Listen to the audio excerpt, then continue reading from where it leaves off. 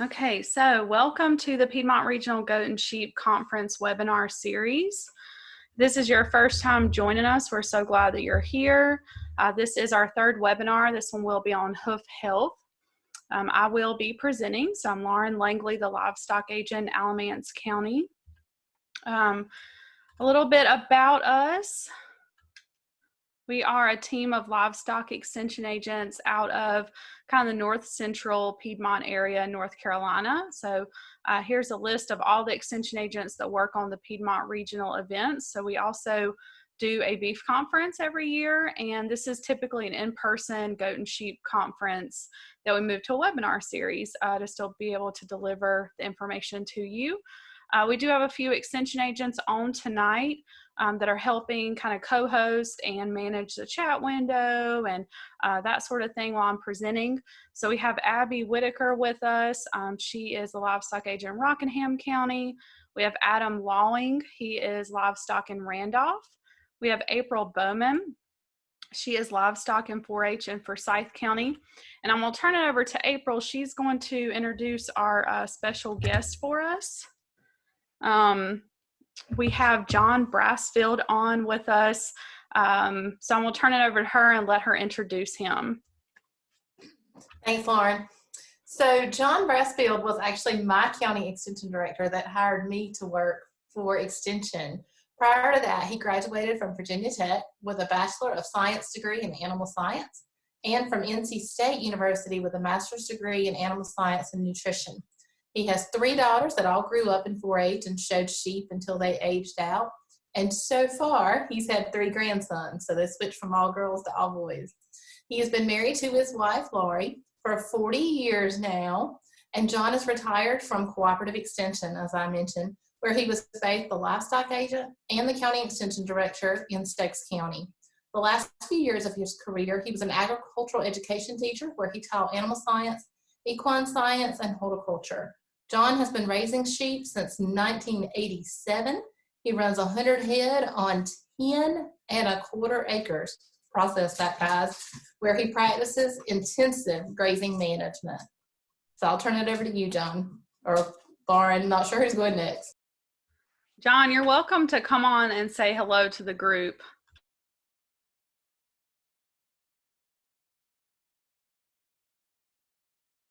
Okay, he might be having some issues. Hopefully he'll figure out the mute and unmute there. Can we get him unmuted? I think, am I muted now? You're unmuted. We can hear you. If you'll say hey to everybody. Hello, everybody.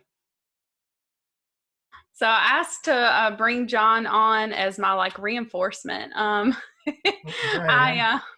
might not be able to answer all the questions. He is a producer out in the field, as well as a retired educator. So I'm happy to have him on just to kind of help balance out the presentation. Originally, him and I were going to be doing hands-on demonstrations. He was going to do shearing. We were going to tackle hoof trimming and hoof health together.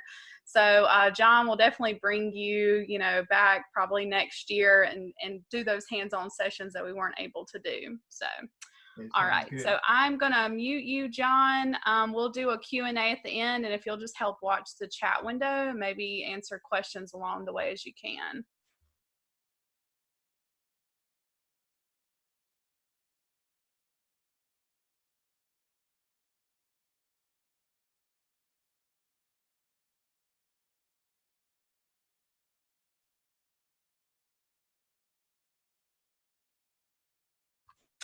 It would help if I was unmuted. So I'm going to put a plug in for extension. If you're not currently working with your extension agent, make sure that you seek those folks out. We're here to help you, especially during the tough times. We're here from phone and email.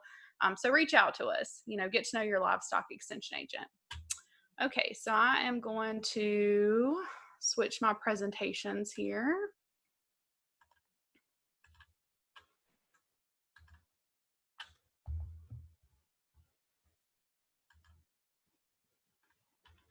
Okay, hopefully we can get down to it here. All right, so I have been charged to talk with y'all about hoof health tonight. This is a huge topic. It might not seem like it, but it is when you start diving into the different components to hoof health, hoof care, disease, trimming, all that stuff. So I'm going to dive into that tonight and go back here. Okay. So first things first, let's talk about hoof anatomy. Throughout this presentation, I'm just going to be referring to different parts of the hoof, and I just want to make sure that everybody is up to speed with what I'm talking about. When I refer to the hoof wall, I'm referring to this outside section. There's an outside section and there's an inside section, but that is the hoof wall that I'm referring to. The toe is up at the front, and then the sole is going to be that flat part underneath, just like, you know, the sole of your foot, and the heel, the back like area there, again, just like the heel on your foot. So those are going to be the kind of areas that we're going to be talking about. This is a underside shot of the hoof, a very well trimmed, well kept hoof, so you can kind of see what that looks like. I have a lot of pictures in this presentation. I do want to give a shout out to Susan Shonian from Maryland Extension. She has a really great database of pictures, and she lets the other extension agents use them. If you came to our regional sheep and goat conference last year, she was our main speaker, so you got to hear directly from her, and we'll hopefully bring her back in the future. Okay, so let's talk about hoof care. You cannot get into the sheep and goat business and ignore hoofs. I mean, that's just kind of the bottom line. You have to make sure that you are providing proper hoof care, because if you don't, it will affect the performance, disease, resistance, and overall welfare of those animals. I've seen some pretty terrible hoofs in my day. There's just no sense in that. You know, you definitely want to stay on top of their hoofs as much as possible so that they don't look like this picture right here. Some of this is genetics of that particular animal and kind of abnormal growth, but some of it is, you know, not receiving proper care. Check the hoof condition. Do they have a disease? Do they have foot rot, foot scald, you know, laminitis, something like that? Is there excessive growth? Some of, you know, especially here in the Southeast, you know, we have warm, humid type conditions. We don't have rugged terrain typically. So in certain areas, you know, they're on lush forage and they have nothing to naturally trim those hoofs down, and it's wet and they just grow like crazy. And so you can have excess growth. It's also, again, a genetic component, breed component issue. It's definitely hereditary. So culling is your most powerful tool. You need to keep good records, just like, you know, when you're trained in FAMANCHA or anything else. Record keeping is your best friend. If you don't keep records and you have 50 ewes out there, how are you going to know if 501 is a repeat offender on hoof trimming or foot rot or things like that? So cull for excessive growth, chronic hoof disease, and if they fail to respond to treatment, that's a huge issue. And again, it is hereditary. So if you've got a female that has a lot of problems, you want to cull her. You don't want to keep any of her offspring. If you have some of her offspring, make sure that you're paying close attention to them. And then when you bring in any breeding males, definitely check into their pedigree and that individual for their hoof condition as well. So some common hoof diseases and issues, probably one of the biggest ones are foot rot and foot scald. Then you have, I've decided to tackle two more for this presentation as if those two weren't enough. And I have foot abscesses and laminitis that we're going to talk about. Okay, so let's go with foot rot. We're going to go with the hard one first. The foot rot definitely affects both goats and sheep, but it affects sheep more so than goats. So just be on the lookout for that if you're a sheep producer. It's caused by two anaerobic bacteria. I'm definitely not going to try to pronounce those names, but basically there's an environmental bacteria that you cannot do anything about. It is out there. And then you have a bacteria from the feet of infected animals. And when those two get together, you then have like this perfect storm. So how does it spread? It really spreads from these infected carrier animals. Then it goes to the soil. Then it goes to the non-infected feet of healthy animals.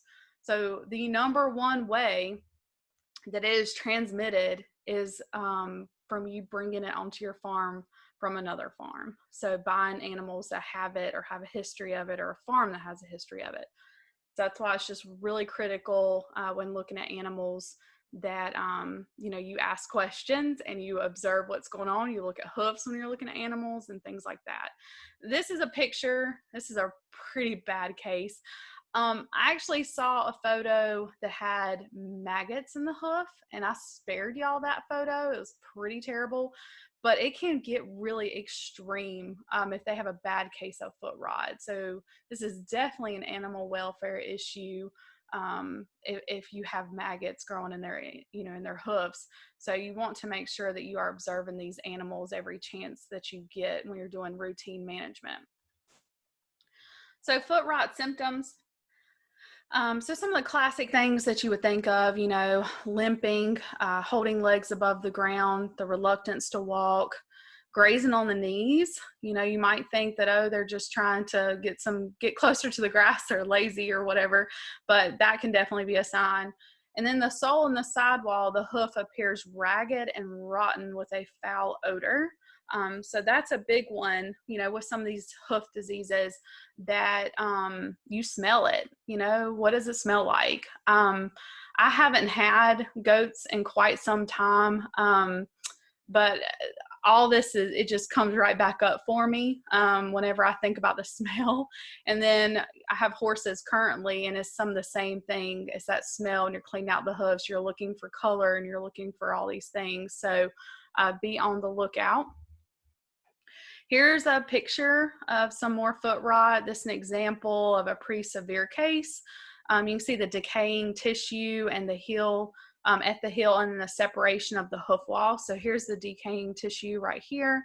And then this is the hoof wall. There is not supposed to be that big of a pocket there. It's supposed to be sealed up next to the sole of the foot. So that's a problem. You can only imagine when that starts to separate what all is in there, causing issues for that animal. Okay, so let's talk about the prevention. Regular hoof trimming. It's as simple as that. That's a huge preventative step. Trimming after, so this is a little pro tip, trimming after rainy weather is easier, or you can use like some type of hoof oil or conditioner and start painting hoofs and letting it work its magic, while you start on another animal. You can provide rocks or other structures for climbing and playing to help trim those hoofs down and kind of naturally work at those hoofs. Again, the biggest thing is do not purchase foot rot. This is the most common way it's introduced and spread. Want to inspect those animals. I have goats here, but it's goats and sheep, thoroughly before purchasing, trimming hoofs. And then quarantine before commingling. That is huge. Do not go buy a new animal and bring it to your farm and just release it with your herd. That's normal protocol for any species, is to quarantine them when you bring them to your farm. Have a dry lot area, have a quarantine lot area, so you can watch that animal for multiple reasons. We say anywhere from 2 to 4 weeks on quarantine. Some people definitely are hard on the 30 days. There's maybe a little bit of flexibility in there, but that's kind of your time frame. You want to remove animals from muddy, wet areas for about 4 weeks for foot rot prevention. Consider installing a dry lot with footing. I'm a huge advocate for dry lots, and I'm talking a dry lot that has good footing in it. So it has either the layering system with like the geotextile cloth and the drainage stone, and then the like crush and run crushed rock on the top, or you at least do like 6 inches of crush and run as at a bare minimum. And that way there's no weeds in there. There's nothing for them to pick around and eat. So they shouldn't be picking up parasites because they're not trying to eat anything. It's easy to clean.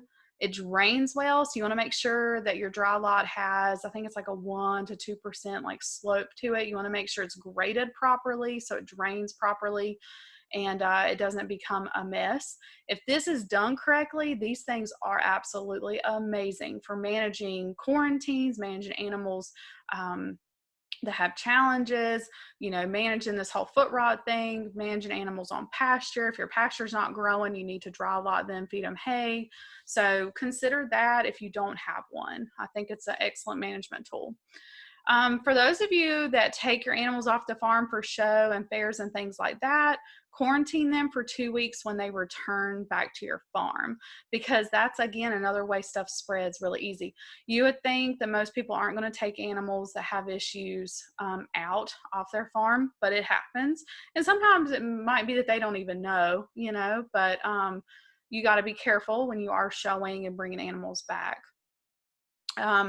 Select and breed animals for resistance. So you definitely want to identify those animals. If you've got a group and almost everybody breaks out with it, but there's a few that don't, you definitely want to look at those animals. Why didn't they break out with it? Do they have some kind of resistance to it? So that's a big one. And disinfect your equipment. I've got a whole slide on that later, so I won't get into that much now, but you definitely need to have a disinfectant available to disinfect your hoof trimmers, any equipment coming in contact with these animals in between animals so you don't spread it. Okay, so let's talk a little bit about treatment. You're going to need to trim those hooves. It's going to be a painful process, and it's probably going to take multiple times. Don't think that you can take really bad hooves and get them all trimmed up in one session. It usually, you have to do what you can, and then give the animal a break for a little while. It could be a few days, a week, something like that. Come back and trim them some more. It's a process if they've been neglected for a while. If they haven't been neglected for a while, it shouldn't be as big of a process. You may cause bleeding doing this because foot rot, again, the hoof is just, it's rotten. So you want to trim away all the dead, rotten tissue until you find healthy tissue. Burn, remove the hoof trimmings. If you don't know this, get this. This bacteria can live for a while. I forget the exact number, but it can live for a while in hoof trimmings. So if you just leave your hoof trimmings laying around and don't pay attention to what you're doing with them, it can continue to live in your environment. So that's another big one that I didn't quite realize. Use a Footbath solution. So I've gotten here some recommendations. Again, always read your labels. I strongly suggest that you consult with a veterinarian. Some things are off label and they can definitely help you with your specific situation. But one recommendation is using zinc sulfate. So 1 part zinc sulfate to 9 parts water. Or you can think of it as 10%, 90%, if that helps you. Or copper sulfate. There's a huge caution with copper sulfate with sheep. It is potentially toxic if ingested and can potentially be toxic, to goats as well. So you just have to be careful. It can also dye the color of wool. So it's just generally not recommended to use around sheep at all. Again, use with caution and consult with your veterinarian. You want to let the animal stand for 30 minutes and then direct them to a dry lot area or fresh bedded area or concrete or wood, something other than soil or mud, Repeat for 2 to 4 times at weekly intervals. That may be necessary. Make sure you monitor the animals so they do not drink the solution. I've got some photos so you can kind of see what it looks like to have them in a foot bath. Antibiotics may be needed, so work with your veterinarian. Also ask them about tetanus guidance. They may need either a preventative or a reactive vaccine if the vet feels like they've been introduced. So talk to them about tetanus. Do not graze unless the pasture has been free of infected animals for at least 14 days. And do not return them to the muddy, wet area. It's a whole lot of do nots. Okay, we're going to move right on to foot scald. So it gets a little bit better from there. I think foot rot is definitely one of the harder topics. So this is also known as interdigital dermatitis. It is inflammation between the toes, and it is only caused by one type of bacteria. So that is the environmental bacteria that's normally present in ruminant feces and grazed pastures. Again, there's nothing you can do about this. It's out in the environment. It does affect goats more than sheep, but it will affect them both. And you can see what it looks like. If I can get my mouse to work right here in between those toes. It likes persistent rainy weather or heavy dew and temps above 50 degrees. Again, North Carolina or the Southeast in general is very challenging for managing foot issues. You know, so if you're just now getting into the sheep and goat business, welcome to what can be a very difficult time. So much of our weather, you know, can be like that. And then all of a sudden in the same week, it'll turn hot and dry. So you just don't ever know with North Carolina. But this type of weather allows bacteria to persist for long periods of time, which is the issue. I mean, you got to figure out how to manage them for longer periods of time. A little pro tip, you can trim the long hair on the hoof. That may help the hoof dry out faster. The name of the game to all of this is making sure that the hoof receives air. So that's why the frequent hoof trimming and making sure that they get a break from mud and things like that, you know, gets air circulation, and so that the bacteria and stuff cannot grow and cause issues. It's often observed in the spring, but can also be seen in the summer and the fall. Again, thank you, North Carolina. Okay, so what are we looking for? We're looking for limping, holding limbs off the ground, inflammation of the skin between the toes. That to me is kind of like the bigger one to look for with foot scald, because limping and holding limbs off the ground could be some other things as well. So you want to definitely get in there and examine what's actually going on. Just don't diagnose from watching them out in the field. Skin is pink to white in color. It's moist, it's raw, and it's very sensitive to the touch. I can't hear it. I'll take it off of mute. Okay. Advanced cases can have a really bad odor, just like with the foot rot.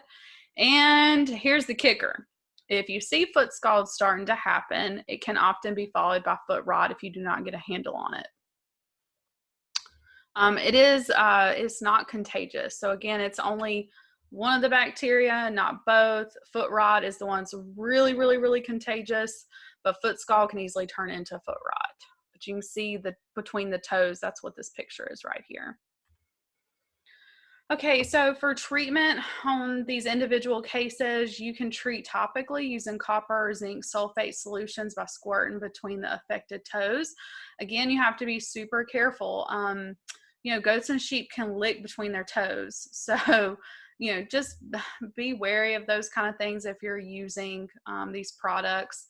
If on pasture, treat after the dew is gone. If it's during rainy weather, you may have to treat 1 to 2 times per day. The products that are available, there is a liquid zinc sulfate, there's a hoof and heel product. And when you, you know, this is being recorded, so you'll get the presentation as well as handouts. But I have linked up quite a few of these products so that you can click and you can see some examples. And they're just that, they're just examples. You know, there's lots of other products or brand names or, you know, different businesses that carry these products, but it just gives you an example of what to look at. There's a 15% copper sulfate crystals, again, not recommended for sheep. Okay, so kind of summary on the treatment options for foot rot and foot scald, because there's more things than I mentioned in those previous slides. So here's kind of a summary of all the different options. And again, work with your veterinarian to figure out what's best for your particular herd and situation or flock. So antibiotic injections, this will be penicillin or tetracyclines, antibiotic sprays, topical treatments, dry chemicals, absorbative pads, vaccination, zinc supplementation, and the big one, genetic selection. So that's definitely one that, again, if there's anything you get out of tonight, it's trim hoofs and make sure you keep good records so that you can make some good decisions on genetic selection. Okay, let's talk about foot abscesses. It occurs when this particular type of bacteria invades tissue already weakened by interdigital infections such as foot scald. So again, some of these diseases then lead to other things. Again, foot scald can lead to foot rot. Now it can lead to foot abscesses. So you definitely will make sure you catch all this in the very beginning. It can cause lameness, pain, swelling, and heat. It affects mostly mature and heavy animals. Usually one hoof digit is affected. So you can see on this animal right here that one of the toes is greatly affected, and you can see some blood. Sometimes you can see pus. You can tell that there's just like something infected and going on down there. And then this is an underside photo of that hoof.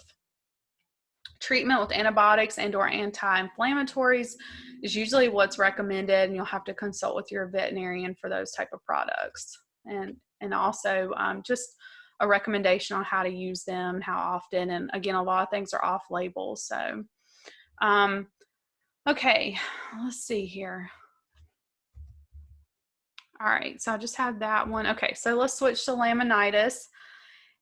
Laminitis is free of pathogens. So everything we've talked about prior to this point has got some kind of bacteria component. Laminitis is more so a management and possibly genetic type issue. So it's inflammation of the portion of the hoof that contains soft, vascular, sensitive tissue that covers the flesh within the hoof wall. Acute and chronic forms occur in goats that result in lameness and possible deformities of the hoof. Some of the symptoms and causes for laminitis, and I guess if you have been around horses, you know, this term is definitely nothing new to you, but for some of y'all with sheep and goats, you probably did not know about laminitis. It also affects cattle quite a bit. I had a cow that had some major laminitis issues, and you have to think to yourself at a certain point, you know, what was causing that? Is it genetic? Does that animal need to be culled? So, you know, consider all that if you cannot make any kind of corrections to management. We'll talk about that. But laminitis symptoms, they move at a stiff gait. They may refuse to walk or stand. They're going to appear anxious and uncomfortable. They could grind their teeth from pain. They're going to have vague lameness, walking on knees. Hoofs are warm to the touch. So that's something that sets it apart from anything else we've talked about. Here are some of the causes. There definitely is quite a bit of unknown to laminitis in sheep and goats, but one of the big ones is sudden ration changes, high grain, low roughage diets. Just kind of that accelerated growth can cause issues. Other causes could be retained placenta, metritis, I'm terrible at pronouncing stuff, but infection of the reproductive tract, mastitis, enterotoxemia, which is overeating disease, lactic acidosis, and pneumonia, suggesting that bacterial toxins are involved. So again, it can kind of go back to a lot of different things. So prevention and treatment, you definitely want to avoid abrupt ration changes. Keep your grain feeding to a minimum. You know, don't go from not feeding grain to feeding 2 pounds per head per day, or even 1 pound per head per day. Like, you want to gradually get them to that point. Consider adding a buffer to the diet if you're feeding high energy rations to reduce the risk of lactic acidosis. You have to kind of understand how the rumen works in these animals, and it's really not set up to handle a whole lot of grain. It's mainly set up to handle forage and to process that forage. And it'll kill all those good bugs and cause all kinds of imbalanced issues. Treatment, you want to correct the issue first. If you can figure that out, was it ration? Was it a retained placenta? What was it? Therapy with non-steroidal anti-inflammatory drugs, fed only forage, and then hoof trimming. Okay, so let's talk a little bit about using a foot bath. You want to make sure that the goats are so tricky. You want to make sure they cannot stand on the edge of the foot bath. And you want to make sure you dispose of foot bath contents to prevent environmental contamination. So that's also another big thing. Don't go pour it out in your pasture. So you can see that you can repurpose containers around the farm as long as they've been cleaned properly. This is a large container that they set up to put goats in for a foot bath, and you know you're gonna want to be there monitoring them, because the goats could obviously try to step up and stand on that, but you want to minimize the edging of it. So it's kind of, that one's pretty narrow. They still might try, but they did put boards across the top to hopefully help. And then you would be standing there watching them so that they A, didn't drink it, and B, didn't get out. And then the photo on the right is actually a tray, and I've got a better picture of this tray, but it's actually in the working facilities. So as the animals are in like a little single file line and they're well contained, they can go into a foot bath. So here's a picture of that trough, you know, in the handling facilities. You want to make sure that you create a soak pad in the bottom of the foot pad to prevent splashing and loss of solution. I would have never thought about that, so that's kind of cool. Use wool or sawdust. This is a picture of the tray with sawdust in the bottom. And I know, I didn't link it, but I know that they make these type of containers for foot baths if you want something real specific, or, you know, measure your dimensions and get a particular trough, or repurpose some things that you have. But after soaking, make sure you put the animals in a drying area, so a well-bedded barn area or a dry, hard surface like concrete or wood, so that that hoof has time to dry out. Okay, this is kind of the last leg of the presentation, and I do have a video to show to y'all here at the end on hoof trimming. But on hoof trimming, this is literally one of my favorite topics ever. I really enjoy hoof trimming, and I know that sounds crazy, and it's probably because I haven't done a ton of it. I've only ever owned just a few goats at a time, so it's not like I've done 50 head or 100 head and hated it. But when I did have goats and stuff like that, I always enjoyed it, and it's just kind of time you get to spend with the animals, and you know that they feel better afterwards. And then I really enjoy teaching it. I think it's a skill that everybody needs to have, and you don't need to be scared of it. You'll make a hoof bleed at some point and it'll be fine. But it's a good skill to have. It's a good skill to know. And it's something very simple and easy you can do for your goats or your sheep. So it's needed at least annually. This is definitely going to vary individual to individual.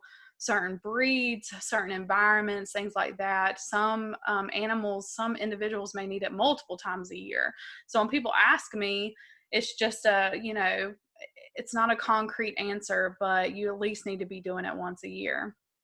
The factors that affect the need to trim hoofs, again, genetics, that particular individual, breed, etc.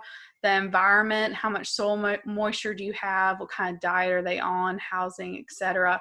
Again, if they're on a pretty hot diet or they're being fed pretty hard, their hoofs are going to grow like crazy. It's just, it's a factor of their nutrition. So you have to watch for that. Why trim hoofs? Again, we've talked about it quite a bit, just to prevent lameness, to encourage proper hoof growth so that the hoof is growing in the right way, to allow air to reach the hoof and eliminate the bacteria growth. That's a huge one. And then to create a flat sole and reduce the risk of infection.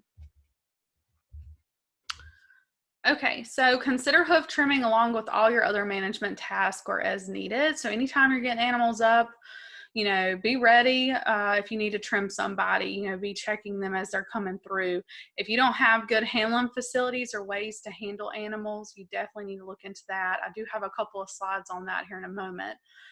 Do not trim hoofs during late gestation. You do not want to really mess with those animals at all if you can help it. It's very stressful for them, and you don't want to end up doing more harm than good. If you show, make sure you trim 2 to 3 weeks before a show. That way, if you do happen to you know, take off a little too much and the animal's sore, things like that, 2 to 3 weeks gives you like a buffer for those hoofs to kind of grow back out a little bit. If the animal was touchy, you know, they'll be fine at that point. So hoof trimming equipment. This is a photo of my actual equipment that I use and what's in the back of my vehicle when I go out to show people how to do hoof trimming or to teach it or talk about it. So you'll see that I've got a bottle of disinfectant there. That's for my tools as well as my boots when I'm going in between farms. As far as the hoof trimmers go, I have 2 pairs. So I have the white handle pair, which is definitely a longer, bigger, heavier duty type blade. So it's kind of one that you can start out with. If you've got a big hoof you're working on, you've got to take off a lot of that hoof wall. Those trimmers work really, really well. When you need to fine tune, that's when you go down to what I call the orange handle trimmers. And both of these are very, very sharp. One thing that I did not put on here is make sure that you do sharpen them. They will get dull, and then that's just no good for anybody. So you want to make sure that you're disinfecting, wiping them in between use, and that you periodically sharpen them so they stay sharp. But I have linked up where you can see some examples of where to buy these hoof trimmers. There's a bunch of places that sell them. I think what you need to look for is the type. Do you have goats or sheep with smaller type hoofs? You definitely want the orange handle. Or do you have, some animals with some really, really big hoofs? Or you may want both. And then a hoof knife is really nice to have, but it's not totally necessary. I don't really use it regularly, but it's helpful if you want to clean out the hoof. Some other optional stuff is an electric grinder set. So I linked up Hoof Boss. That's one that's recommended. You really need to know what you're doing if you're going to use an electric grinder set of any sort. So that way, you're not injuring or taking off too much for that particular animal. A sheep chair, a stand, and a tilt table are all optional, but definitely recommended to have some sort of support or help, because if you do have a lot of head to do or a lot of hoofs to do, it's helpful to have some kind of equipment, because if you're having to bend over a lot or get down on your knees a lot and you're having to manhandle a lot, it gets exhausting. I mean, you can only do a couple animals like that and everything's hurting because that's how I did it. And I know it's pretty terrible. Okay, so some things on proper handling. So you can see here, there's tilt tables. There's some that are on hydraulics. There's some that are manual. I think this one might be a hydraulic one. This one's, I think, a manual one. This is a type of cradle. So the animal's flipped upside down in this cradle. And then this is just a regular stand. And you can make these out of wood. There's lots of designs on the web for those as well. If you're handling a lot of animals, you need to look into a tilt table or some kind of chair system. This, you've got to get them up there one by one, and if they're not used to being handled, it can be kind of tricky. And then there's, if you don't have handling facilities, what do? Well, you grab a buddy or two, and, you lay the animal down, restrain them that way, and you all get to going and get it done as fast as possible. What I always did, because I was by myself, is I would do this right here, but I actually did it with a halter because it just kind of kept their face tied into the panel a little bit more. This one was done with like a neck collar, but using a panel, you tie them to the panel and use your body to lean into them so that they're kind of like in a squeeze. And then you want to lift up their hoof. The one thing about this particular photo that you got to be wary of when you do it this way is that you're not twisting their leg or causing them any kind of discomfort. And they usually let you know, and you want to put that leg down and then give them a break and get back at it. What I recommend is putting down like a foam or rubber mat. And if you can, and you trust the animal, you can get down on your knees, give your back a break, and you can hopefully hold the leg at a better angle that way. But again, you want to make sure that they are really good and restrained. You can still lean your body into them. For sheep, you can easily roll them on their dock, and immobilize them and work on them. And you could have a couple people working on them while you do that. This method, you can only do one at a time. This one you can do multiple. This one you can do multiple.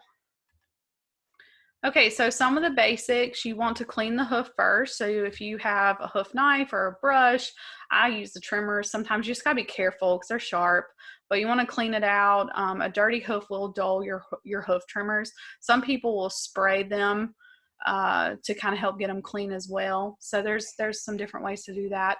Trim that excess growth. I usually start with a hoof wall, kind of work my way around and get that, because it's usually the hoof wall is grown and wrapped around the bottom of the hoof, and you want to trim that back and see what you're working with, and then you figure out if you need to trim sole or toe, Be careful. If you do draw blood, which you will if you do this enough, that's why you take off really small amounts at a time until you get comfortable and recognize what you're doing. But you can usually see when you're about to hit blood if you go slow enough. But if you do, use the blood stop powder or have flour or something on hand. Usually you have something laying around that you can use to stop the blood. You can apply an antiseptic to that and disinfect your tools in between animals. So this is, again, abnormal hoof growth. This is the bottom of those hoofs. So you see how the hoof wall has totally wrapped around the bottom of this hoof. That is not good because now airflow cannot get into this hoof. And this animal is walking on their hoof wall, which they shouldn't be. So I would want to get in there and trim all that back. Then I would start trimming the hoof wall right here. I would trim some toe off, and I would work on the same thing. So here the heel is kind of out of whack. Would trim right around here. And this hoof's going to take probably a couple times to get it to looking normal. And this is what trimmed hoofs look like. You can see that hoof wall there. When you start to see it turn pink, you know, that's when you know you're getting ready to hit blood. So that's why it's important for them to be clean. And you'll also see pink tissue too, you know, on the sole. Okay, so I'm going to switch screens real quick and pull up a video.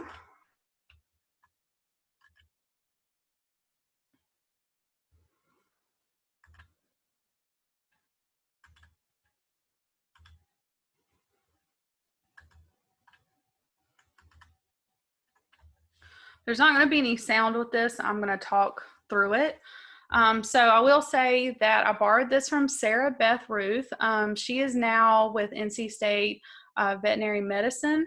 She was an extension agent prior to that position. She manages all of the animal teaching units up there at the vet school.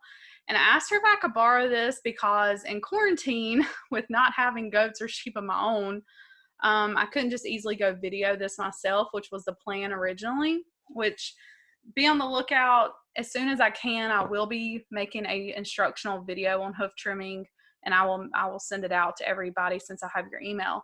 But she had this GoPro footage, and I asked her if I could use it, and she has a Facebook page that her stuff is posted to, so Sheep and Goat Corner. So I know some of y'all know her out there, so she told me I was more than welcome to use this video. Oh, well, you can hear some of the sound. I'm gonna mute the sound. But basically, so she's taken her trimmers. She's got a pair of those wide handle trimmers. And you see right there that hoof wall was grown over. So she's going after that. And one thing that she definitely could have done a little bit in the beginning was get some more of that manure out. She kind of does it as she goes along. And you can see she sits down on the stand because I'm going to tell you, it'll burn your back up in a hurry. But she's going around along the edge there, and she's working her way on the hoof wall. And then she's going to start digging out, you know, the manure and the feces and stuff. There she goes. And I'll actually reveal a pocket on this hoof. So she's going to show that. This is about 7-minute or so video, so I'm probably going to skip around some parts, but I just want you to see kind of the technique, what it looks like. You can see right there the good tissue of the hoof as she's taking that off. And notice that she's taking off really small amounts at a time. She's not trying to go in there and take off a huge chunk right away.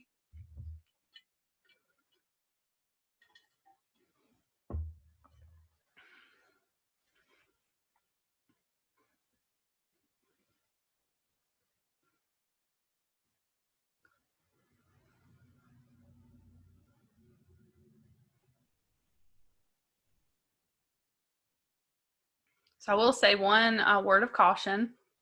The last time I taught hoof trimming, I was telling everybody, be careful, you can cut yourself, you know, and you watch her with this. She's an expert at this, and she still comes close to her hand a bunch. And as soon as I said that, I cut myself. So these things are sharp. You want to make sure your hand placement, you're paying attention to what you're doing. And that's why it's not always a great idea to clean hoofs with the hoof trimmers, because you might end up poking yourself that way as you're trying to dig it out, which is what she's trying to do in between clipping. And at any point, when the animal starts resisting quite a bit, and this goat will here in a minute, she'll set the hoof down, because you see that you don't totally pay attention to how you're twisting the leg and stuff, especially when you're trying to get this done. And they'll let you know. They'll get kind of antsy whenever you start doing that because it's uncomfortable.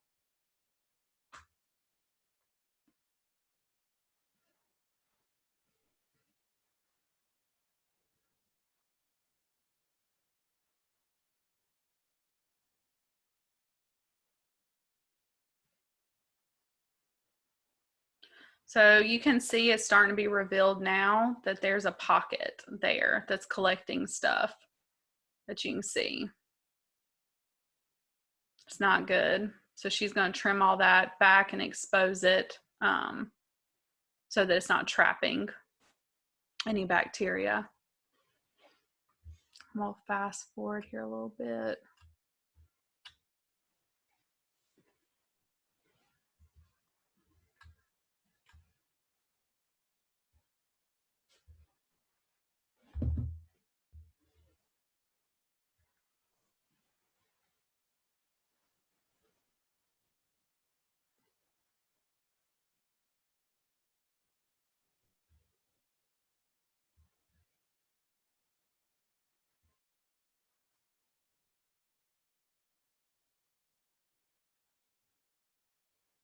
So she's kind of got all the big stuff done, and at this point it's going to be kind of fine-tuning that hoof, but she's pointing to the fact that she got that pocket exposed and opened so that airflow can get into that pocket. And she's going to trim some more of that back.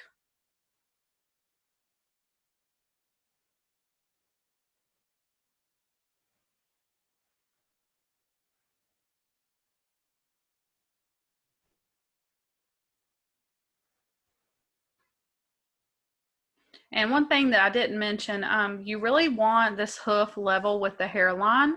So when you set it back down, you know, how is it, and is it parallel with the hairline? Is the animal standing on it, you know, correctly? And she, I think, will show that at the end. But that's your goal, is to totally level this hoof out and to get it parallel to that hoof line. Oh, and she's showing that you can start to see some pink.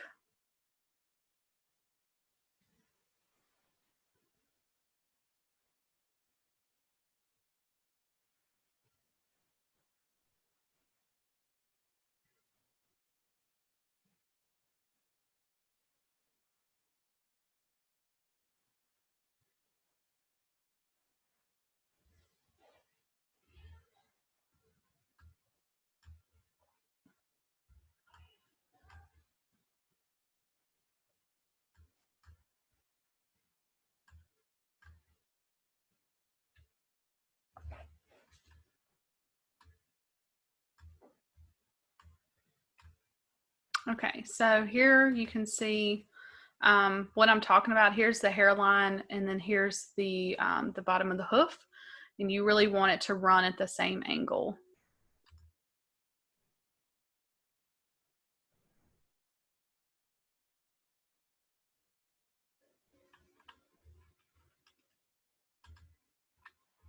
Okay, and with that, we will go to the chat window. See what's going on in the chat window. So that is the end of the presentation. We'll do some Q&A right now. Okay, so we had some discussion on dry lots. I will make a note. I don't have a publication that's geared necessarily to goat and sheep people on dry lots, but I have one I put together for horse folks, and it's the same type of thing. And I can send that out to y'all. And I do plan on making a dry lot educational video as well. That's on my to-do list whenever I can get back at it. Okay. So somebody asked about disinfectant. Yeah, there's definitely different types of chemicals out there. You want to make sure it's approved for ag use, approved for the species that you're working with, and that you wear the proper protective equipment when you're using it. So like I say, I've linked one that you can kind of see, but any of your feed supply stores should carry some disinfectants that you can use. and you can find them online at the different supply stores. Okay. So somebody asked, is it over the counter? Yeah, I mean, you can absolutely buy disinfectants all day long. Some of it's ready to use, some of it you have to mix. Okay. Would you describe trimming of the goat dew claws, how much to trim, how to know when to stop so you don't draw blood? So that's something that I didn't really talk about, so good question. You can trim them, do like you do with the hoof, just trim a little bit at a time. It's really hard to tell them that, you know, before you're going to hit blood. So don't take off a whole lot, but you can trim them back a little bit at a time. Okay. So what is the mixture ratio of the copper sulfate crystals to water for dipping? So I'm pretty sure that I answered that one, or I might not have answered that one. John, can you come on and answer that one? Because I don't think that was the 10%, 90%. That was I think the other one. Am I unmuted? Yeah, you're unmuted. Yep, unmuted. What did you ask about the mixture of copper sulfate or zinc sulfate? Yeah, so this one asks for the mixture ratio of copper sulfate crystals to water for dipping. Is it the same as the zinc sulfate where it's 10%? Say, Yeah. read the label. It's the same as the zinc sulfate, 10% solution. Yeah, and Adam came on and said, read the label. Yes, absolutely read the label. You know, it's going to be on there. They've got products out for these foot baths. So yeah. Okay. It's a lot better to use zinc sulfate than copper if you let it sit around for a while, in case it you mentioned. John, can you repeat yourself? Something happened there. It would be better if you use zinc sulfate instead of copper sulfate if you're like me, where you let it sit around for a week or so, because they could come drink it, as you mentioned, and the copper sulfate's, you know, poisonous to them. So yeah, I really don't recommend copper sulfate for toxicity reasons, and then also for the wool dyeing, but it is out there. If you see it, just use it with caution, and I don't know, I would avoid it. Okay, so Megan asked, does the dry lot need to be separate from the shelter? So somebody's got their mic on other than me. If you could mute yourself, please. Thank you. Okay, it's just really hard to hear a background noise. Megan said, does the dry lot need to be separate from the shelter? So most dry lots are going to be your common area. So a lot of times they are located with a shelter because you're not going to put a dry lot typically in the woods with natural shelter. So you've got to have shelter, you've got to have water, you know, where you can feed, where you can do minerals, things like that. So it is usually that common place. You're going to have a dry lot in conjunction with that area. Okay.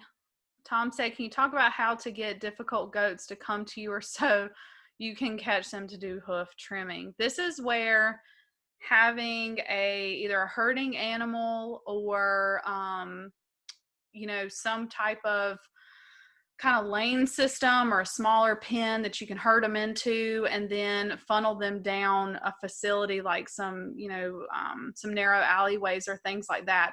If you can't go up to them and get a hold of them, then you've got to have a system for catching. And a lot of times, you know, giving them some feed to catch them, making it a positive situation for them will get them to come up. You train them to a pen. Then from there, you funnel them down into a smaller area to where you can get your hands on them. And you can either do that or you can, you know, have a herding animal. And John, you have herding dogs, don't you? Which with goats, that may be a little bit more difficult. Herding is definitely easier, I think, with sheep. John, do you have any suggestions on that other than what I mentioned? yeah, I have heard border collies, but you have to get them up in a close area and physically grab them, or if you're lucky enough to be able to afford some nice handling facilities, you can run them up shoots like miniature cattle chutes. But I just get them into a small area in the barn and catch them. And then if you could set up something where at first you have to physically force them into the foot bath, but after a while, if you set up some reward They have to get out of there to get to something like feed or to pasture, and then eventually you learn how to use it, and then go through it regularly. That way, keep the foot rot under control. But if not, I have something set up in my barn, and I have to physically put them in it. And then if I have, like during this year, if you have some bad times, I set up another one where they have to go through it on a regular basis. But you got to fix it. They're trying to clear it. You don't want them jumping out of it. You don't want them sticking the feet out, like you said. Yeah. Thank you. Yeah, if they're not tame enough where you can mess with them, you've now got to figure out how to get them down to a smaller area and, get them to where you can put your hands on them, even if they don't want you to. Cindy said, are there any breeds of sheep, goats more susceptible to hoof issues? The big one that pops out to me is, boar goats. They are not meant necessarily for our environment. If you think about where they came from, over there in Africa in a very dry type of environment with a lot of rocks and things like that, then you bring them to the southeast.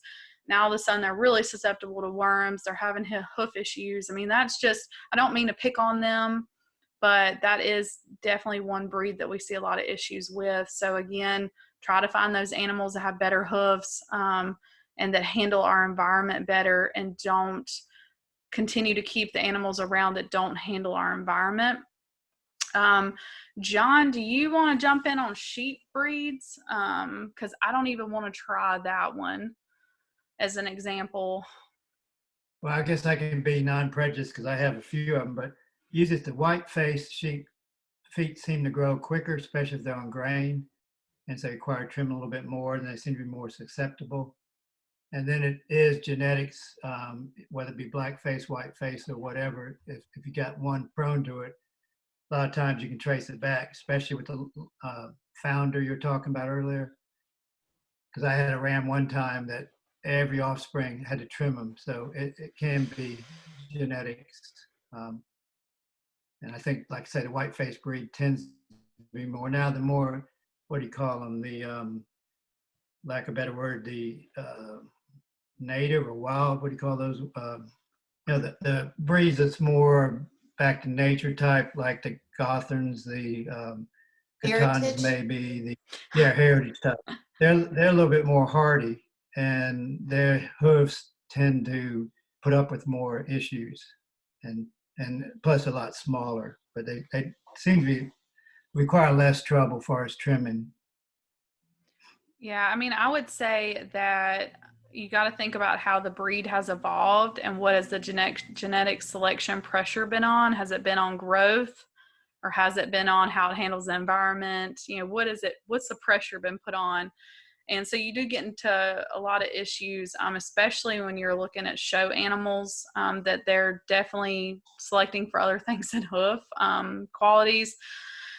So you just got to be wary and do your homework whenever you're looking at breeds and going out to farms and looking at those actual animals. So Eric.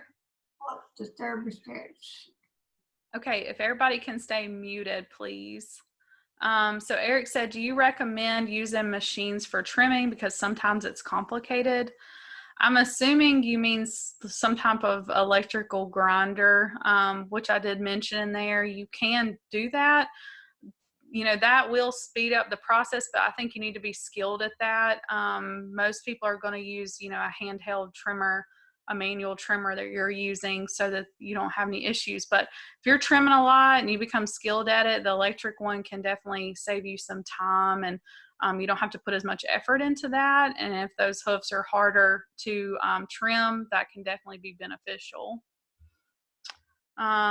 Okay, so Tom said, if the hoof wall is rotten, do you keep going up even if it's much higher than the sole?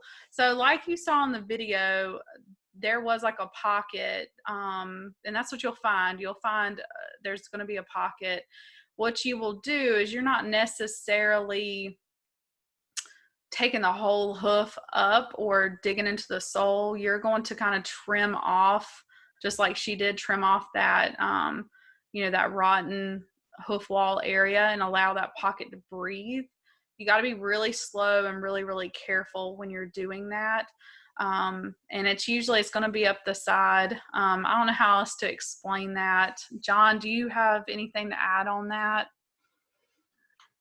Usually I'm pretty brutal when I trim them like that. I get all the way down to the quick or more, and then I, soak them for at least 30 minutes to an hour, and I'll put them up in a pen, which dry, and is keep treating me every other day till they get better. Now I know Premier makes a certain little blue boot that goes over when you have problems like that. I never used it. And they have zinc sulfate that they stick in there, and it wears a boot. It's supposed to help. I've never really tried that. Yeah, I don't have an experience with the boot, but yeah, there's definitely a lot of stuff out there to assist in this. But I think that if you're not comfortable or you're not skilled in dealing with some of those issues, maybe reach out to another producer that has maybe been at it for a while, and they can give you some pointers, or reach out to your extension agent or your veterinarian, things like that.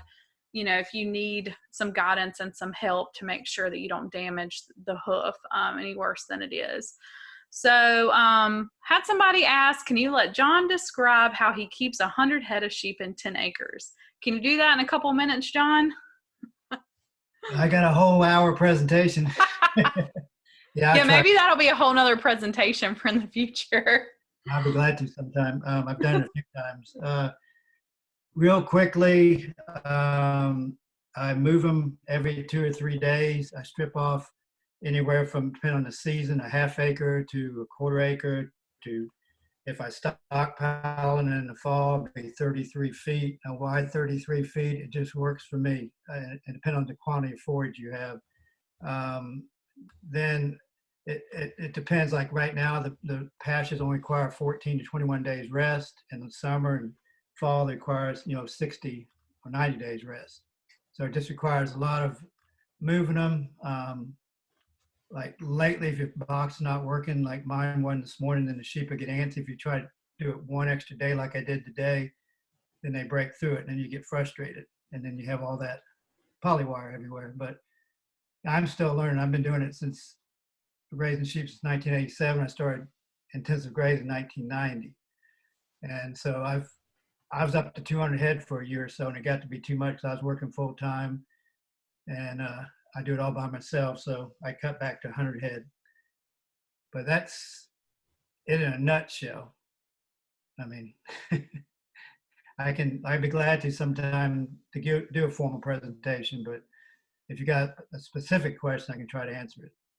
Yeah, I think that's great. Thank you, John. Yeah, we'll definitely, if you are in North Carolina, because I know some people are on here that are not, but if you are in North Carolina or within driving distance, look us up for next year on the Piedmont Regional Goat and Sheep Conference. And we usually release our agenda kind of at the first of the year, around like February, March timeframe. And we'll definitely have John hopefully with us next year if he agrees to it. And maybe that could be something we do, is have maybe a producer panel talk about some of these different scenarios that are working well. We are blessed here in North Carolina with good forage, and you can do things like that where you cannot in other parts of this country. If you have a question, I will give it like 2 more seconds, put it in the chat window. I think we've answered them all up until this point. While I'm waiting to see if anybody has another question, again, this recording will be available on our YouTube channel probably tomorrow. I will email out a link with the handouts and probably some other helpful information, as well as an evaluation link. So please it just takes a couple minutes of your time. We greatly appreciate it to get your feedback and hear what you've learned and possible topics for the future. So please take a minute to do that. And we hope to see you next week for our final topic. And it's going to be all about grazing and forages to promote small ruminant health. And we will have a guest speaker, Dr. Heather Glennon from the University of Mount Olive will be on. And she used to work for NC State under our goat specialist. She is phenomenal and does a great job with forages. So if you are wanting to graze more, diversifying forages, you definitely want to be on for next week. And I think we are almost sold out for that webinar too. So if you're not registered, you need to do that tonight. All right. Well, thank y'all so much. Hope you have a great night, and we will send some information out soon.